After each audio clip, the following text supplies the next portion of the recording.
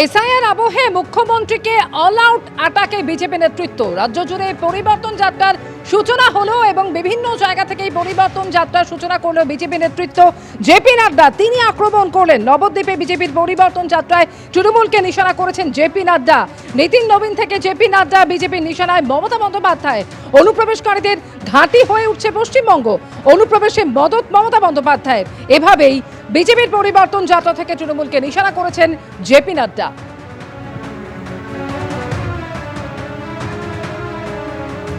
आज अगर हम देखें तो घुसपैठ बंगाल में उसकी महारत हासिल कर ली है हमारी ममता जी ने, और ममता जी बंगाल को घुसपैठियों का अड्डा बनाना चाहती है।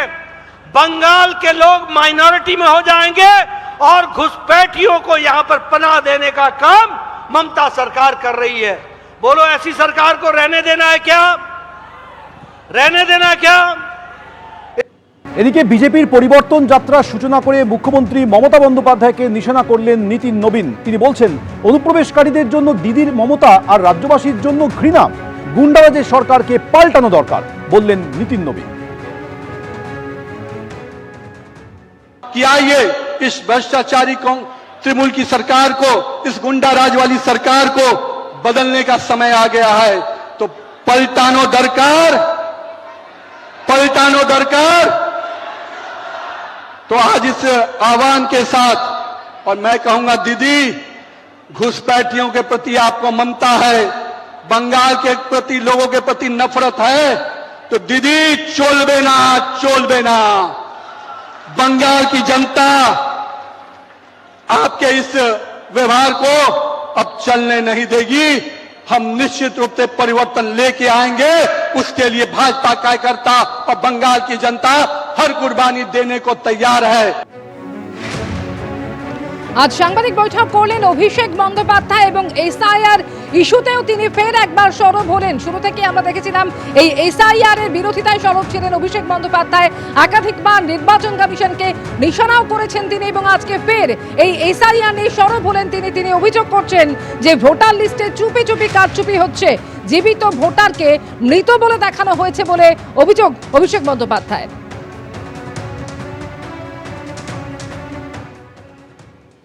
ফর্ম 6 এ যদি আসি, মানে নতুন ভোটার 20 তারিখেও এর একটা নোটিফিকেশন করেছিল, আপনারা সেটাও দেখতে পারেন।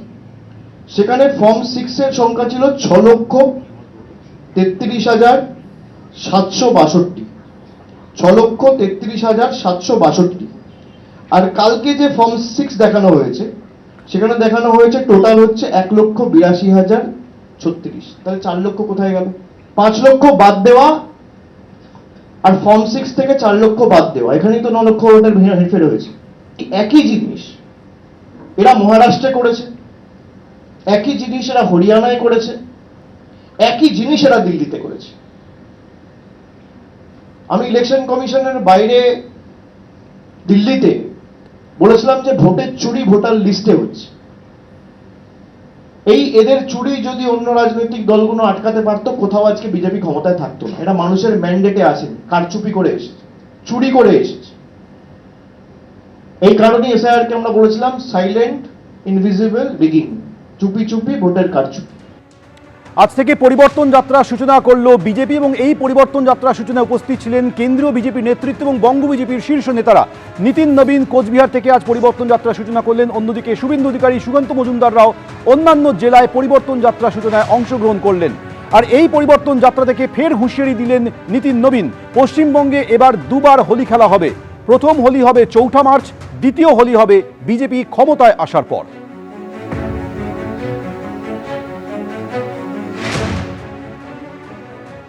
जहां पर बड़े बड़े ट्रेड डील हो रहे हैं, हर युवाओं को रोजगार के लिए अवसर मिल रहे हैं, मैन्युफैक्चरिंग यूनिट के माध्यम से नए अवसर निकल रहे हैं, वहीं इस बंगाल में लोग अपहरण, उद्योग और प्रकार जंगल राज के प्रचायक बनकर उभर रहे हैं। अब दीदी, आपको समर्थन किसका मिलता है? तो देश भर के जितने भ्रष्टाचारी हों, चाहे लालू हो, स्टेलिन हो, कांग्रेस हो, ये सारे भ्रष्टाचारी अगर किसके साथ खड़े होते हैं तो ममता दीदी के साथ। तो मैं कहता हूं, इन भ्रष्टाचारियों की टोली को जवाब देने का समय आ गया है। तो आइए मित्रों, हम सब कोई को आने वाले समय में इस सरकार को निश्चित रूप से उखाड़ फेंकना है। आज जिस परिवर्तन की शंखनाद के साथ हम यहाँ इकट्ठा हुए हैं, हमें उस टीएमसी के गुंडों की दादागिरी को बंद करना है और कह सकते हैं जिस हफ्ता वसूली को लेकर आज आपने सरकार को आप चला रहे हैं, हम उसको उखाड़ फेंकेंगे।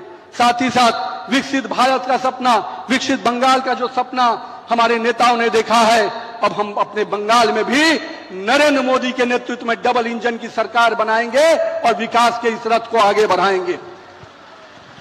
और हम अपने बंगाल को बचाने के लिए चाहे कोई भी कुर्बानी देनी पड़े, हम देने को तैयार हैं। मित्रों, अगले कुछ ही दिन बाद होली आ रही है।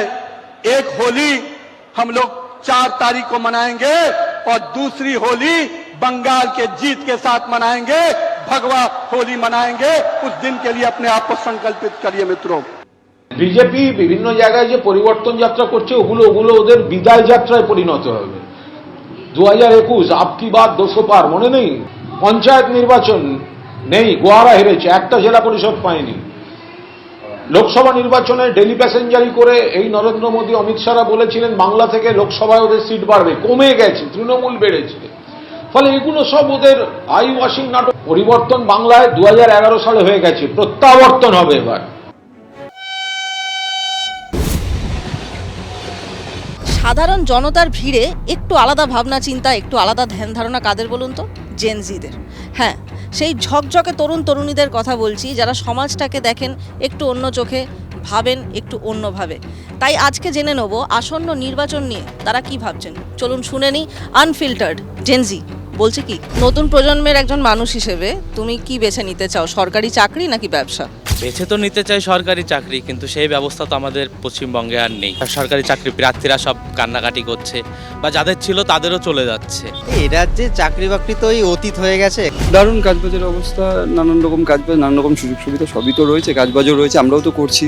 এখনো প্রত্যেকটা স্কুলে এখনো পর্যন্ত সঠিকভাবে কম্পিউটার শিক্ষাটাই এখনো পর্যন্ত ঠিকভাবে ইমপ্লিমেন্ট করা হয়নি। সেক্ষেত্রে এআই শিক্ষার জন্য যে 500 কোটি টাকার কথা বলা হচ্ছে, এটা শুধুমাত্র আইওয়াস ছাড়া আমার মনে হয় আর কিছুই না। এখন বলতে গেলে গ্রাম বা শহর সব জায়গাতেই ইন্টারনেট ব্যবস্থাটা মোটামুটি আছে। আর ব্যবসার কথা যদি বলা হয়, তো সেখানে দাঁড়িয়ে ঘুগনি, চপ, মুড়ি। আমি শান্তশিষ্টভাবেই আমি ব্যবসা করতে পারছি। চাঁদা আর তোলা এগুলো ছাড়া তো ব্যবসা করাও সম্ভব হচ্ছে না। ব্যবসা করতে গিয়ে আমার কোনো রকম গুন্ডা বা কোনো রকম থ্রেটের কোনো রকম সম্মুখীন হতে হয়নি। কন্ট্রাকচুয়াল চাকরি হচ্ছে, চাকরি বাকরি বলতে গেলে ওই 10,000 9,000, আর সরকারি চাকরি তো নেই। না, রাজ্যে চাকরি আছে। সাফাই গেয়ে নয়, সাফ কথাতেই জিততে হবে জেনজির মন, এমনটাই স্পষ্ট বার্তা দিচ্ছে তারা। এরপর অন্য কোনো বিধানসভা কেন্দ্রে গিয়ে আমরা শুনবো জেনজি বলছে কি। এবিপি আনন্দ, এগিয়ে থাকে, এগিয়ে রাখে।